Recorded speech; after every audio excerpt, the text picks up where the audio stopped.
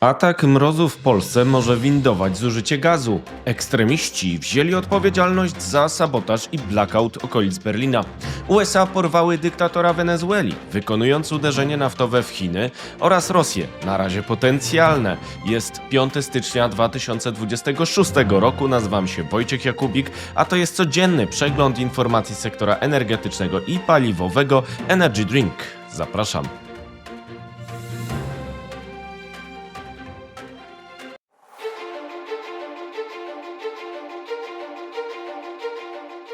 Partnerem kanału Energy Drink jest Orlen. Zaczynamy jak zawsze od informacji dnia. Uprowadzenie dyktatora Wenezueli to cios naftowy w Chiny i Rosję, na razie potencjalny. USA uprowadziły dyktatora Wenezueli. Skutkiem potencjalnej zmiany władzy w tym kraju mogą być fundamentalna zmiana na rynku ropy i szarża na surowce bijąca w interesy Chin oraz Rosji. Jednak dopiero się okaże, jakie będą skutki tego chirurgicznego cięcia. 3 stycznia doszło do operacji wojskowej USA polegającej na wysłaniu sił specjalnych Delta Force wspieranych przez flotę powietrzną do stolicy Wenezueli i uprowadzeniu tamtejszego dyktatora Nicolasa Maduro. Cytuję: będziemy zarządzać tym krajem do czasu, kiedy będziemy mogli przeprowadzić bezpieczną, właściwą i sprawiedliwą transformację, powiedział prezydent USA Donald Trump podczas konferencji prasowej. Zastrzegł, że nie obawia się postawić stóp na ziemi, odnosząc się do możliwości rozpoczęcia operacji lądowej. Cytuję dalej: doktryna Monroe to ważna sprawa, ale przebiliśmy ją mocno. Teraz nazywają ją doktryną Donroe, mówił Trump, odnosząc się do doktryny z XIX wieku, zakładającej, że zachodnia półkula ma być wyłączną strefą wpływów USA. To odniesienie do uderzenia we wpływy Chin i Rosji w Ameryce Południowej. Trump skrytykował przy tym władze w Kubie i Kolumbii, które także mają związki z tymi państwami. Jednakże reżim komunistyczny w Caracas nie ustępuje. Wenezuelski minister obrony Padrino López uznał działanie USA za akt barbarzyństwa naruszający prawo międzynarodowe Karty Narodów Zjednoczonych. Część senatorów amerykańskich krytykuje fakt, że operacja nie została zatwierdzona przez parlament. Wenezuela będzie się opierać zagranicznym wojskom, powiedział minister obrony Padrino. Władza w Caracas została przejęta przez wiceprezydent Delcy Rodriguez z przeszłością rewolucyjną u boku poprzednika Maduro, czyli Hugo Cháveza. Nie jest jasne, czy ani kiedy USA dokonają faktycznej zmiany władzy w Wenezueli, ani jak bardzo będą musiały się zaangażować w ten proces, szczególnie w sferze militarnej. Jednakże uprowadzenie dyktatora wenezuelskiego jest także tłumaczone przez samych Amerykanów chęcią przejęcia kontroli nad tamtejszymi surowcami. Szefowa dowództwa południowego USA, generał Laura Richardson, mówiła o bogatych złożach litu, złota i metali ziem rzadkich, a także największych zasobach ropy naftowej w Wenezueli oraz sąsiednich krajach. Nasze ogromne amerykańskie koncerny naftowe zamierzają wydać miliardy dolarów na naprawę fatalnie działającej infrastruktury naftowej i zacząć zarabiać, powiedział Trump o przyszłości Wenezueli. Rosyjski oligarcha Oleg Deripaska napisał na Telegramie, że przejęcie przez USA kontroli nad polami naftowymi Wenezueli po tym, jak Amerykanie zaangażowali się w złoża Gujany, może doprowadzić do zarządzania przez nich ponad połową rezerw na globie. Taka kontrola jego zdaniem dałaby Amerykanom możliwość utrzymywania ceny baryłki na globie w okolicach $50 i wywierania presji na Rosję. Tymczasem budżet rosyjski zakładał średnią cenę Urals w wysokości $58, a przy takim pułapie Brent wynosiłaby ona około $40. Odpowiednio niska cena ropy obniżałaby także rentowność wydobycia w Rosji, a rosnąca podaż ciężkiej, zasiarczonej mieszanki z Wenezueli mogłaby stanowić alternatywę wobec podobnej Urals. Główny odbiorca eksportu wenezuelskiej ropy to obecnie Chiny, odpowiadające za ponad 80% zakupów. Przekierowanie tego wolumenu do USA pozbawiłoby Chińczyków tylko około 4% importu. Istotniejsze byłoby zatem ograniczenie wpływów politycznych Pekinu w Caracas oraz sięgnięcie po surowce krytyczne i metale ziem rzadkich, w których wydobyciu oraz przerobie dominuje obecnie państwo środka.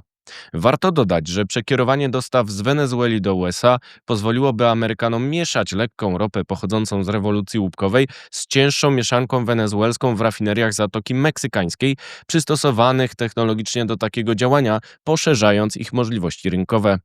Jednakże do realizacji tego scenariusza potrzebne byłyby długofalowe inwestycje koncernów naftowych z USA w odbudowę sektora w Wenezueli. Posiada ona potwierdzone zasoby 303 miliardów baryłek, czyli największe na świecie, z czego 77% stanowi bardzo ciężka i trudna do wydobycia ropa, podobna do łupków w Kanadzie.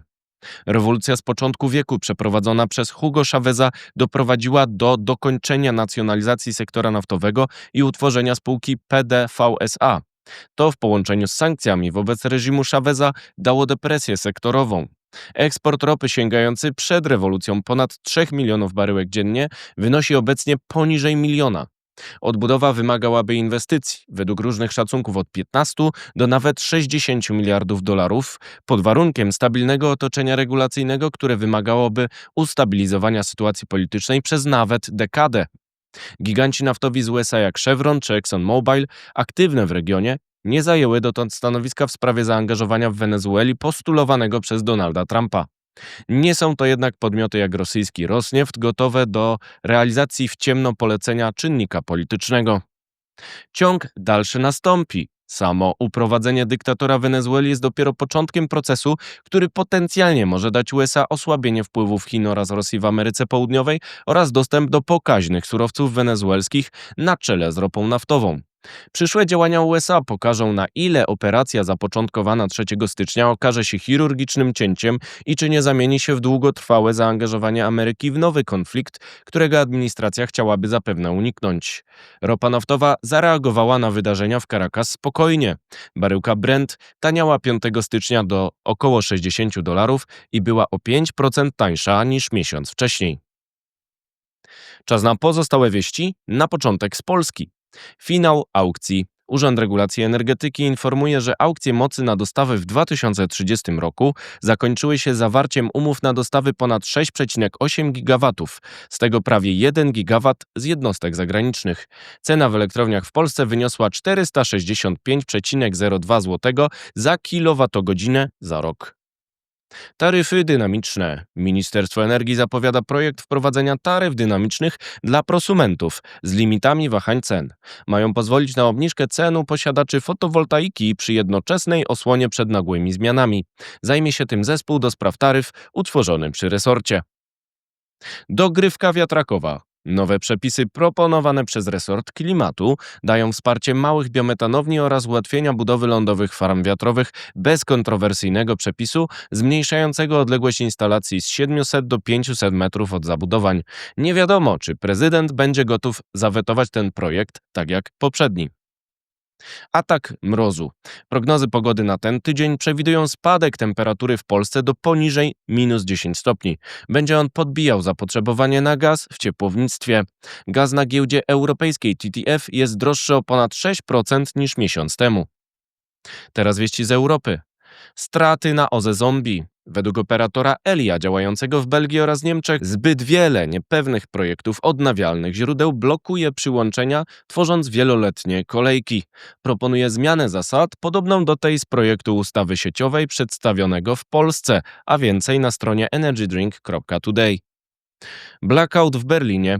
Zaciemnienie w stolicy Niemiec ma potrwać do 8 stycznia, do kiedy służby uporają się ze zniszczeniami spowodowanymi sabotażem. Polegał na podpaleniu 2 kluczowych pylonów potrzebnych do dostaw energii do ponad 50 000 odbiorców. Za atak wzięła odpowiedzialność skrajnie lewicowa grupa Vulkan Gruppe.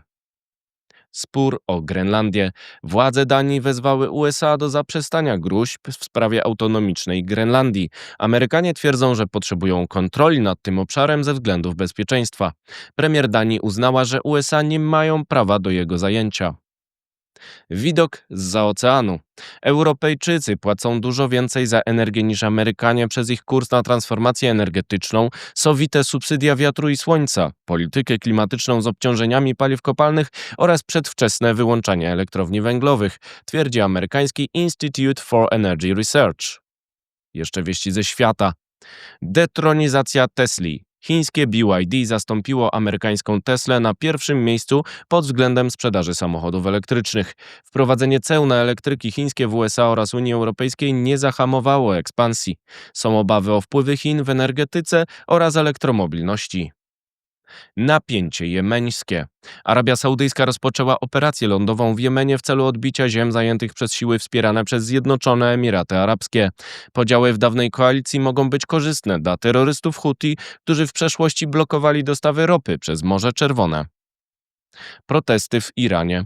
Protesty przeciwko reżimowi w Iranie objęły już według Human Rights Activist News Agency 26 z 31 prowincji tego kraju. Jest co najmniej 19 ofiar działań sił bezpieczeństwa. Prezydent USA zagroził Teheranowi interwencją, jeżeli pojawią się ofiary śmiertelne. Trwa relokacja sił amerykańskich w Europie, podobna do tej poprzedzającej atak z Izraelem na Iran. Ropa bez zmian. Państwa porozumienia naftowego OPEC Plus utrzymały poziom wydobycia ropy na dotychczasowym pułapie, pomimo spadku cen ropy o prawie 1/5 w 2025 roku.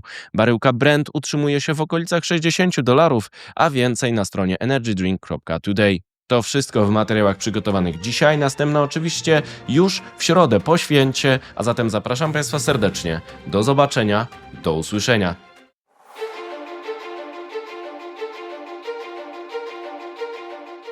Partnerem kanału Energy Drink jest Orlen.